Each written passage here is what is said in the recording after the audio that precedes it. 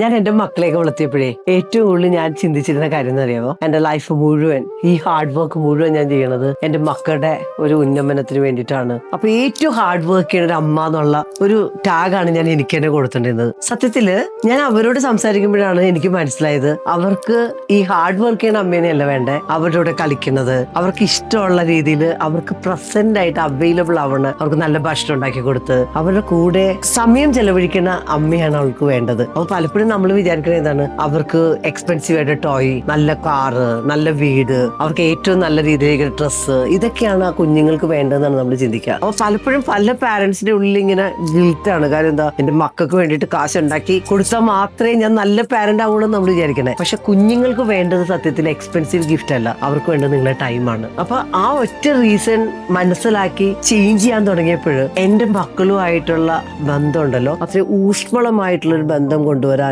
ആ കുഞ്ഞുങ്ങളെ ഏറ്റവും ബെസ്റ്റ് ആയിട്ട്, അവർക്ക് ഒരു ഇമോഷണലി സപ്പോർട്ടഡ് ആയിട്ട്, സേഫ് ആയിട്ടുള്ള, സെക്യൂർഡ് ആയിട്ടുള്ള, അവരുടെ ഏറ്റവും ഇഷ്ടപ്പെട്ട ഒരു ഫ്രണ്ട് ആവണ ലെവലിലേക്ക് ട്രാൻസ്ഫോം ചെയ്യാനാണ് എനിക്ക് പറ്റിയത്. അപ്പൊ ഞാൻ നിങ്ങളോട് പറഞ്ഞെന്തെന്നറിയാമോ, നമ്മുടെ മക്കളൊക്കെ ഇഷ്ടപ്പെടുന്നത് നമ്മൾ വിചാരിക്കുന്നത് പോലെ വലിയ വലിയ സമ്മാനങ്ങളല്ല, അവർക്ക് വേണ്ടത് നിങ്ങളെയാണ്. അപ്പൊ നിങ്ങൾ അവർക്ക് വേണ്ടി അവൈലബിൾ ആയാൽ, അവർക്കൊരു സപ്പോർട്ടായിട്ട് നിന്നാൽ, അവരെ ഏറ്റവും ബെസ്റ്റ് ആയിട്ട് വളരും എന്ന ഒരു പ്രാർത്ഥനയോടെ നിങ്ങൾ അവരെ നല്ല വാക്കുകൾ കൊണ്ട് അപ്രിഷിയേറ്റ് ചെയ്താൽ, അവർ ചെയ്യുന്ന എഫേർട്സിനെ നിങ്ങൾ കണ്ടാൽ, അതിന്റെ വാക്കുകൾ കൊണ്ടും നിങ്ങളുടെ പ്രാർത്ഥനകൾ കൊണ്ടും വളരെ നല്ല രീതിയിലേക്ക് നിങ്ങൾ അതിനെ വിഷ്വലൈസ് ചെയ്താൽ, നിങ്ങളുടെ ഒരു അനുഗ്രഹമായിട്ട് മാറിയാൽ, ആ കുഞ്ഞുങ്ങളുണ്ടല്ലോ നിങ്ങളുടെ ജീവിതത്തിന്റെ ഒരു നിത്യവസന്തമാവും.